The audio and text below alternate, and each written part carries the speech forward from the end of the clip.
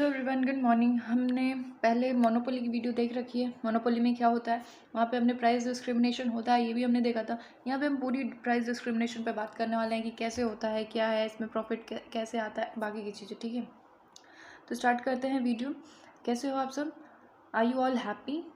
If you are happy तो ये video अच्छे से समझ आएगी आपको, then you enjoy the video. ठीक है, जो मोनोपोलिस्ट होते हैं वो सेम कमोडिटी का प्राइस अलग अलग कस्टमर्स से अलग अलग चार्ज करते हैं। Monopolist charges different prices from different buyers for the same commodity is known as discriminating monopolist. ये कॉफ़ी है, मान लो इसका प्राइस जो है ये अलग अलग हो रखा है।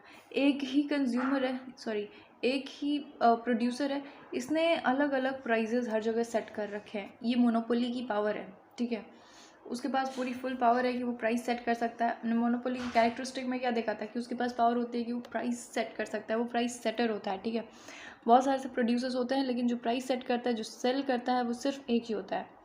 ठीक है, तो उनके पास पावर है और कोई सब्सटीट्यूट्स भी नहीं है, कोई सब्सटीट्यूट्स है ही नहीं मार्केट में उस प्रोडक्ट का। तो वो लोग अपने हिसाब से प्रोडक्ट्स के प्राइजेस चार्ज करते हैं। सेम प्रोडक्ट के डिफरेंट प्राइजेस चार्ज करेंगे डिफरेंट कस्टमर से। तो बेसिकली ये प्राइस डिस्क्रिमिनेशन हो गया, जो कि मोनोपोली में होती है चीज़ें। ठीक है, प्राइस डिस्क्रिमिनेशन की कुछ कंडीशंस है। हर कंडीशन में प्राइस डिस्क्रिमिनेट नहीं हो सकता। जैसे परफेक्ट कंपटीशन चल रहा है, परफेक्ट कंपटीशन मार्केट की फॉर्म अगर हम पढ़ रहे हैं तो उसमें प्राइस डिस्क्रिमिनेशन नहीं हो सकता है। ठीक है, वो क्यों, कैसे, वो हम नेक्स्ट वीडियो में देखेंगे। ठीक है, जब हम परफेक्ट कंपटीशन पढ़ेंगे। तो यहाँ पे हम बात कर रहे हैं मोनोपोली की। तो मोनोपोली में क्या होता है, जब मार्केट जो होते हैं वो सब मार्केट्स में डिवाइडेड होंगे तो ये प्राइस डिस्क्रिमिनेशन पॉसिबल है। एक तो मार्केट जो है सब मार्केट में डिवाइडेड हों और डिफरेंट प्राइस इलास्टिसिटीज़ हों। ठीक है, और रीसेलिंग ना हो सके उस प्रोडक्ट का, उस जो भी है। ठीक है, तो प्राइस डिस्क्रिमिनेशन होना ईजी है। कंडीशंस होते हैं प्राइस डिस्क्रिमिनेशन कर, वो ये दोनों है कि मार्केट जो है सब मार्केट में डिवाइडेड होना चाहिए और प्राइस इलास्टिसिटी होनी चाहिए, दो चीज़ें हुई, और नो रीसेलिंग होनी चाहिए। जैसे कि एग्जाम्पल अगर देखें तो एक डॉक्टर है, ठीक है, एक सर्जन है, वो सर्जरी कर रहा है, सेम 10 पेशेंट्स हैं उसके पास, तो उसके वो 10 से अलग अलग चार्ज ले सकता है। ठीक है, सेम काम के कैंसर का ट्रीटमेंट कर रहा है वो, तो 10 पेशेंट्स हैं तो 10 से अलग अलग प्राइस वो ले सकता है। तो ये प्राइस डिस्क्रिमिनेशन है। ठीक है, कहीं कहीं ये लीगली प्रैक्टिस किया जाता है, कहीं ये अनलीगली प्रैक्टिस किया जाता है, लेकिन हाँ होता है। और भी हम देखेंगे प्राइस डिस्क्रिमिनेशन पॉसिबल है कब कब। देखो, जब डिस्टेंस हो रखा है एंड फ्रंटियर बैरियर है तो होगा। कंज्यूमर जो है वो अनअवेयर है। जैसे कि मान लो कि कंज्यूमर ये बात जानते ही नहीं कि हमसे ज़्यादा चार्ज किया जा रहा है और दूसरे कंज्यूमर से कम चार्ज किया जा रहा है, तो कंज्यूमर्स बिल्कुल अनअवेयर है, तो वहाँ पे प्राइस डिस्क्रिमिनेशन होता है, बिल्कुल ईजिली हो जाएगा। ठीक है, ये कंडीशंस हुए।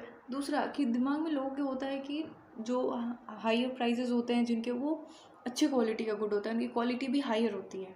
बहुत बारी ऐसा होता है, डेफिनेटली होता है, लेकिन बहुत बारी नहीं भी होता है। तो यहाँ पे जो मोनोपोलिस्ट हैं वो फ़ायदा उठाते हैं इस चीज़ का। ठीक है, wrong notion of higher prices, लोगों को होता है दिमाग में कि जो हायर प्राइजेस हैं तो हायर क्वालिटी भी मिलेगी इसकी। ठीक है, और बहुत बारी क्या होता है कि हल्का फुल्का प्राइस जो है वो स्मॉल या ज़्यादा, तो हल्का फुल्का हुआ, स्मॉल प्राइस डिफरेंसेस हुए तो लोग उसको इग्नोर कर देते हैं। चलो 10 रुपये ही तो है, चलो 200 100 रुपये ही तो है। और बड़े लोग होते हैं तो 1000 रुपये का ही तो डिफरेंस है बस, तो ऐसा कह के वो प्राइस, स्मॉल प्राइस डिफरेंसेस को इग्नोर कर देते हैं। ठीक है, तो ये कुछ चीज़ें हुई, जबकि प्राइस डिस्क्रिमिनेशन जो है पॉसिबल है, हर केसेस में पॉसिबल नहीं है। परफेक्ट कंपटीशन में पढ़ेंगे तो देखेंगे उसमें क्या होता है, उसमें प्राइस डिस्क्रिमिनेशन क्यों नहीं पॉसिबल है, बाकी की चीज़ें। ठीक है, अच्छा देखो, अब ये तो हमने ऐसे थियोरेटिकली समझ लिया, इसको अगर हम न्यूमेरिकली समझे तो देखो, दो मार्केट्स हैं। ठीक है, इसका एग्जांपल कह लो, ये फिर थोड़ा और अच्छे से समझने के लिए है ये कि दो मार्केट्स हैं, दोनों मार्केट अलग अलग प्राइस डिस्क्रिमिनेट हो रहा है, अलग अलग प्राइस है। दो मार्केट्स हैं, दोनों जगह अलग अलग प्राइस है। पहला मार्केट जो है वहाँ पे अमाउंट x1 जा रहा है, दूसरा जो मार्केट है वहाँ पे x2 अमाउंट जा रहा है। ठीक है, सोल्ड हो रहा है या फिर सप्लाई हो रहा है कह लो। तो टोटल अमाउंट जो सोल्ड हो रहा है वो कितना है, वो x1 और x2 है, ये अमाउंट है और ये मार्केट्स है। ठीक है, दोनों जगह अलग अलग अमाउंट है, बात समझ आई। टोटल रेवेन्यू जो है मार्केट 1 से कितना आएगा, RTR1 इंटू x1, ये कमोडिटी हो गई और ये प्राइस हो गया।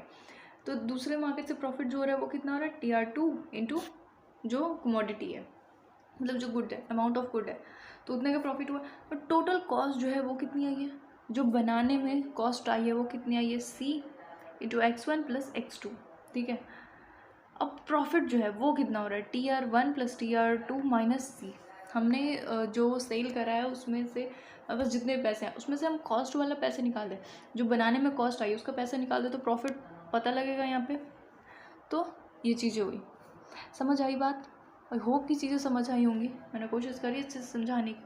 और जो नहीं समझ आया कमेंट बॉक्स में बताओ, I will try to make you understand in another video. So thank you and have a nice day, and thanks for listening me and watching the video.